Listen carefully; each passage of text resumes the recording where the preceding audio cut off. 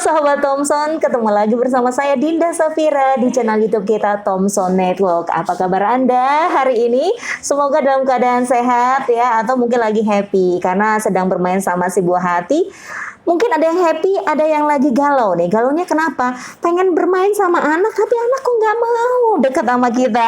Jadinya sedih ya nggak sih sahabat Thompson? Nah ini, kejadian seperti ini, kasus seperti ini sebenarnya banyak dialami ya di luar sana. Bukan hanya Anda sahabat Thompson. Kenapa ini bisa terjadi? Karena mungkin kesibukan pekerjaan sehingga Anda sering menitipkan si buah hati bersama pengasuh ataupun keluarga yang lain. Dan akhirnya ketika kita ingin berkumpul bersama anak, bermain bersama anak, kadangkala anak tidak mau dekat sama kita, pastinya sedih ya. Nah, pas banget nih sahabat Thompson, hari ini kita akan bahas kenapa sih anak lebih lengket dengan orang lain, kenapa sih anak lebih nempel dengan pengasuh daripada kita orang tuanya ya.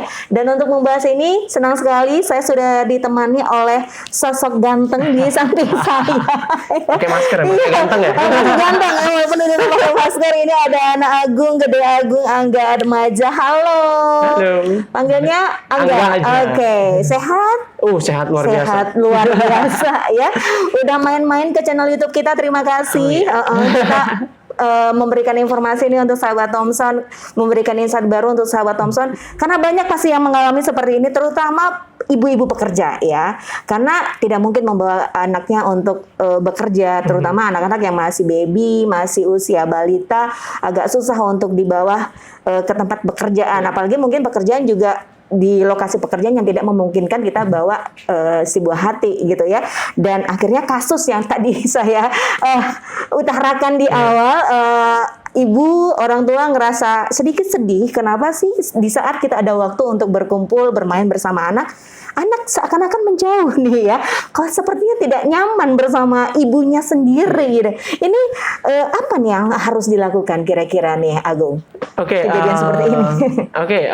Saya cerita sedikit. Karena kalau kejadian kayak gitu tuh mungkin banyak sekali terjadi ya. Karena memang itu namanya ada konflik antara peran orang tua, di mana orang tua itu harus bekerja, namun harus juga mengasuh anak gitu. Tapi nggak masalah tuh, kesedihan tuh pasti ada gitu ya. Di keluarga itu kan memang adalah merupakan lingkungan yang paling pertama dan utama bagi anak gitu ya, di mana orang tua itu bertindak sebagai pemeran utamanya dalam pengasuhan anak gitu. Jadi yang kita harapkan anak itu akan membuat orang tuanya atau memandang orang tuanya sebagai panutan gitu. Nah, hal tersebutlah yang menjadi masalah bila ada orang tua yang bekerja gitu ya.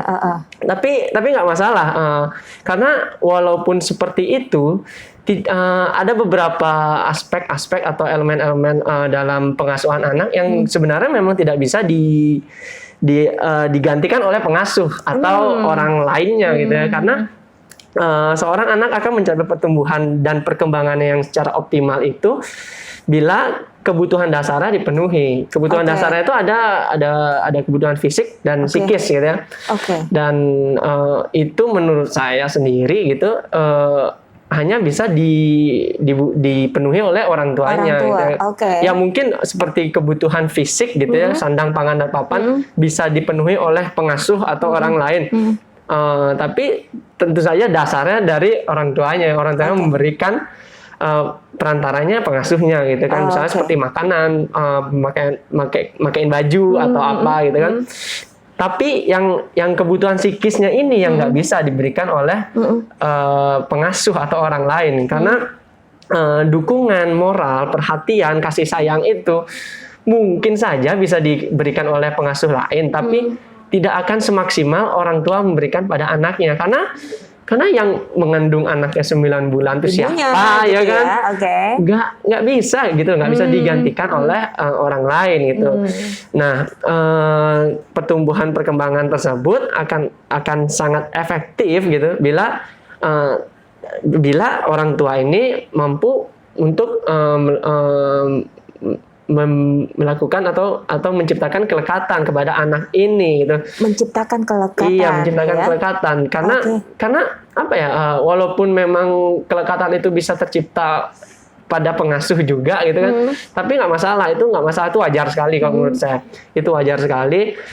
Kalau seandainya kita sibuk gitu, kita benar-benar harus meluangkan waktu sedikit. Setidaknya setelah pulang kerja kita tetap menanyakan anak, tadi kamu ngapain, gini dan segala macam. Pokoknya kita harus tetap berkomunikasi pada anak. Itulah yang akan menumbuhkan kelekatan itu. Kita harus tetap berkomunikasi dengan anak, seperti Agung tadi katakan bahwa memang ada beberapa hal bisa dipenuhi oleh sang pengasuh atau anggota keluarga lainnya yang menjaga buah hati kita ya. Tapi ada hal-hal khusus yang memang hanya bisa diberikan oleh orang tua. Jadi untuk Anda para orang tua di luar sana yang mungkin sedikit sedih karena anak tidak mau dekat sama kita gitu ya, hanya kepada orang pengasuh atau anggota keluarga, jangan sedih karena ada hal-hal yang memang hanya bisa diberikan oleh kita sebagai orang tua kepada anak. Nah ini yang harus dikuatkan ya Agung ya. Dan tadi Agung juga ceritakan bahwa kelekatan itu kuncinya, harus diciptakan kelekatan. Sebenarnya kelekatan itu definisinya apa sih? Jadi kalau kelekatan itu sendiri sebenarnya kan teori itu udah dikemukakan dari tahun 1958 oleh John Bowlby gitu ya. Lama ya.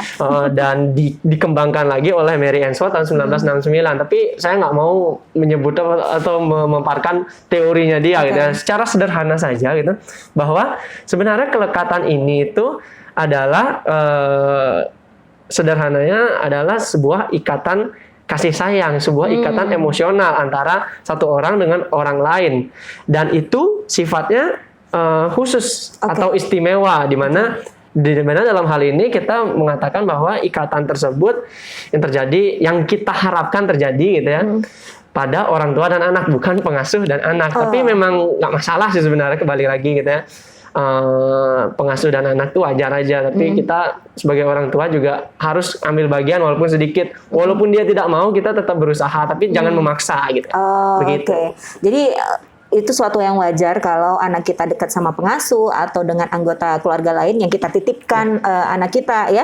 Tapi walaupun mereka dekat anak kita dengan pengasuh, tapi di saat waktu-waktu luang sebagai orang tua sisipkan untuk bisa melekatkan diri dengan anak gitu ya. Benar. Agung ya, agar tidak menjarak lagi nih sang anak kepada orang tuanya.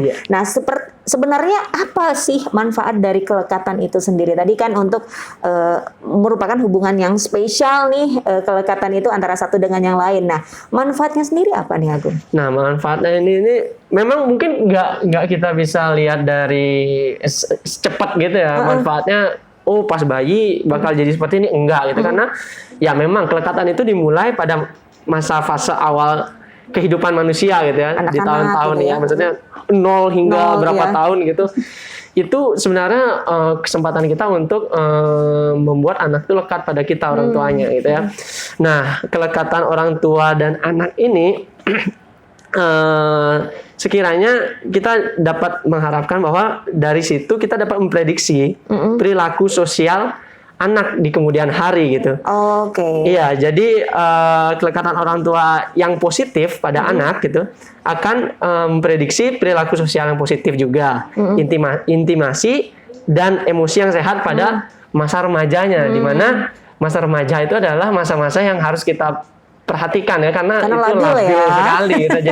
Jadi nggak saat di remajanya kita perbaiki, tapi di awal kita perbaiki. Jadi fondasinya kalau rumah itu kan fondasinya harus kuat gitu untuk lebih bagus nantinya ke depannya gitu, bagaimana rumah itu berdiri di kemudian hari. Jadi manfaatnya seperti itu. Hal ini dapat menyebabkan anak mampu mengeksplorasi secara optimal dirinya di lingkungan yang lebih luas. Jadi memang manfaatnya ke depannya bisa dirasakan oleh sang anak kalau kita sudah membangun kelekatan dengan sang anak ya, sahabat Thompson.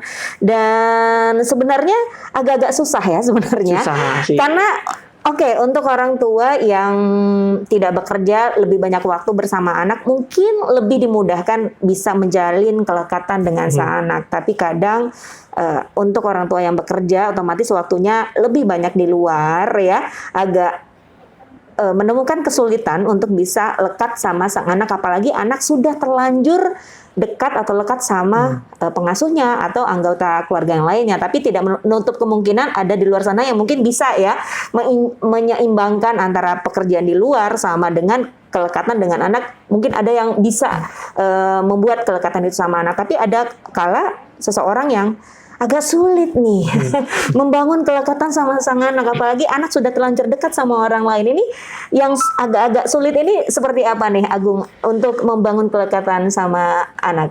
Iya, kalau dibilang agak sulit ya ini emang PR banget ya buat untuk orang tua ya. Ini sulit banget memang, tapi nggak masalah. Seperti yang saya katakan sebelumnya, itu nggak usah sedih banget gitu ya. Sedih boleh, tapi nggak usah sedih banget gitu. Karena walaupun sudah terlanjur seperti itu gitu, bagaimana caranya untuk menumbuhkan kelekatan itu ya seperti yang saya bilang di awal, yaitu kuncinya satu, komunikasi. Komunikasi itu penting sekali. Kita menanyakan kegiatannya dia, apa yang dia lakukan, kita menanyakan apa yang dia inginkan, kita merespon apa yang dia katakan, apapun itu, komunikasi itu adalah hal yang paling penting gitu. Jadi relasi akan terbentuk dari komunikasi itu, walaupun dia awalnya tidak lekat, lama-lama namanya anak gitu, satu darah gitu. Kita harapkan pasti melekat gitu loh maksudnya. Ini kita kandung ya, satu darah, kita yang melahirkan sebagai ibu, yakin pada diri sendiri bahwa anak ini akan bisa dekat sama kita, orang tuanya ya, begitu ya Angga ya. Walaupun anak sempat dekat sama orang lain, tapi berusaha nih untuk menjalin komunikasi terus menerus nih ya. Nah tadi Angga mengatakan efeknya ke depan ya, di saat karena membangun kelekatan itu kan dari anak usia 0 ya. Karena kalau udah saat remaja bisa dibilang sedikit terlambat ya kalau tidak dijalin kelekatan. Nah, misal nih Angga orang tua tidak melakukan itu gitu ya.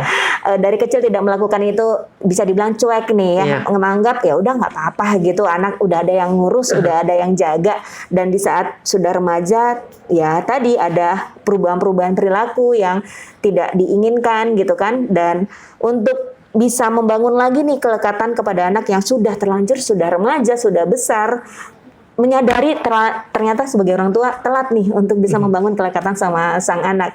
Anak sudah tumbuh besar, udah remaja. Nah ini apa nih yang harus dilakukan orang tua yang ya bisa dibilang agak terlambat untuk menjalin kelekatan sama sang anak? Kembali lagi sih komunikasi ya. Komunikasi ya. Tapi kuncinya. Ini mungkin bedanya komunikasi di sini lebih ke bagaimana kita menempatkan diri kita sebagai orang tua untuk berperan seperti teman, berperan seperti teman, tidak orang tua dan anak, tapi teman. Itu bagaimana si anak ini jadi nyaman, itu kita bagaimana seperti teman itu kan. Kita sebagai orang tua juga dulu pernah berteman kan gitu kan. Jadi ya anggap aja dia teman itu ya, walaupun memang generasinya berbeda dan pola pikir berbeda, teknologi dan segala macam itu mempengaruhinya gitu kan. Tapi anggaplah diri kita sebagai temannya mereka gitu ya, temannya mereka sebagai ini. Tanyakan mereka, misalnya kan remaja-remaja kan udah mulai bawa kendaraan sendiri, mereka pergi kemana sendiri, punya acara sendiri. Tanyakan acara mereka itu apa, mereka pergi kemana, mereka mau ngapain gitu, tanyakan. Tapi ini sih yang paling saya sering dengar dari orang teman-teman remaja saya waktu itu gitu ya, bahwa bukan sekarang ya, bukan sekarang ya. Saya udah mulai dewasa sedikit ya. Waktu itu gitu, bahwa aduh kok nih bawel sekali sih nanya sampai begini. Jangan terlalu bawel gitu. Jangan terlalu bawel karena itu sangat mengganggu para remaja gitu ya. Walaupun memang niatnya pasti baik gitu ya, tapi itulah gini kita seninya pola asuh di usia remaja gitu. Baik. Jadi kembali lagi memang kuncinya komunikasi ya Angga ya, baik itu anak-anak masih usia balita ataupun sudah beranjak usia remaja, yang memang cara komunikasinya juga berbeda ya. Anak-anak dan remaja, apalagi remaja yang masa-masa labil, penuh pemberontakan. Menggila lah pokoknya. Menggila gitu, karena ingin mencoba hal-hal yang baru gitu ya, penasaran dengan hal-hal baru, sehingga apapun yang dikatakan orang tua bisa dibilang salah gitu ya. Betul. Saya yang benar gitu. Pengalaman pribadi ya. Saya begitu banget dulu. Akhirnya saya sadar ya. Iya. Ini pengalaman yang pernah menjadi remaja nih. Jadi mencoba untuk hal-hal baru, akhirnya berontak kepada orang tua gitu ya, merasa teman yang benar gitu ya. Nah, ini bagaimana caranya orang tua terutama untuk yang mungkin bisa dibilang agak sedikit telat menjalin kelekatan dengan sang buah hati, tidak dilakukan dari kecil tapi sekarang ingin nih pengen dekat nih sama anak-anak, pengen berdua sama anak gitu. Tapi anak sedikit gengsi mungkin ya. Nah, mulai deh menjalin komunikasi, tapi ingat jangan terkesan bawel. Iya, terkesan bawel ya. Terkesan bawel, berlebihan ya. Coba tunjukkan komunikasi yang memperlihatkan kita peduli dengan aktivitas sang anak, peduli apa yang anak rasakan. Begitu ya, Angga ya. Nah, terakhir nih Angga, seru sebenarnya perbincangan kita soal anak-anak ya, terutama untuk para orang tua muda ya, calon orang tua ya. Nanti biar hubungan dengan sang anak lebih dekat ya, lebih akrab, bisa menciptakan quality time sama anak, mungkin bisa memberikan pesan-pesan, tips untuk orang tua ya, biar bisa semakin dekat nih sama anak. Silakan. Oke, mungkin untuk pesan-pesannya itu saya tujukan khusus pada orang tua atau calon orang tua ya, calon orang tua, semua orang tua ya. Baru ya kan, orang tua lama, orang tua ya gitu. Tapi kayaknya lebih ke orang tua baru ini, karena jangan sekali sia-siakan kesempatan untuk melihat perkembangan anak dari anak usia 0 hingga dewasa, karena itu tidak akan kembali lagi. Itu kita tidak akan bisa mengulangnya lagi, karena disitulah kesempatan kita untuk membentuk anak menjadi pribadi yang lebih baik ke depannya. Gitu. Jangan sia-siakan waktu untuk bisa dekat sama anak ya. Mulai kalau memang agak terlambat dari sekarang. Yang kemarin-kemarin belum sempat karena disibukkan dengan pekerjaan, bukan berarti nggak bisa. Betul. Ya menjalin kedekatan sama anak dari sekarang. Coba menjalin komunikasi, karena tadi Angga katakan bahwa kuncinya adalah komunikasi. Tapi dilihat dulu komunikasinya seperti apa, sesuaikan dengan karakter anak tentunya ya, Angga ya. Terima kasih loh Angga sudah memberikan informasi ke kita semua sebagai orang tua ataupun calon orang tua, gimana caranya untuk bisa membangun kelekatan dengan si buah hati, jadi hubungan dengan sang anak menjadi lebih baik setiap harinya ya. Semoga sahabat Thomson, informasi yang sudah diberikan menjadi insight baru, ilmu baru untuk kita semua ya. Terima kasih juga nih sudah dengerin, sudah nonton video kita dari awal sampai akhir ya. Dan mungkin ada saran kita mau bahas apa, bisa langsung komen aja ya. Dan jangan lupa like, share, dan juga subscribe channel YouTube kita Thomson Network ya. Terima kasih, saya Dinda Safira, sampai jumpa, bye bye.